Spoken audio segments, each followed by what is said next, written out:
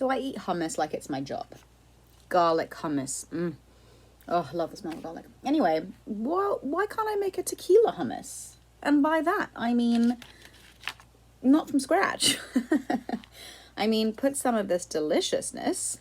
Oh, I could just eat that straight. Into a little bowl. And then mix a little tequila in. Okay. And do a little chef work. Mixing together to make it work. It's gonna taste divine.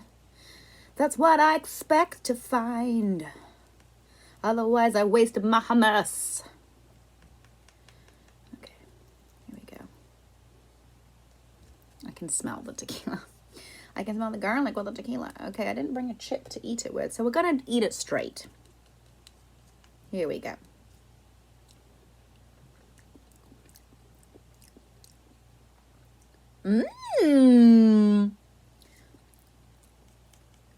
I'm not joking.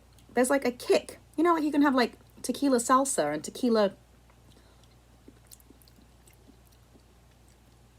You gotta have garlic one though, I think I've just landed a huge invention.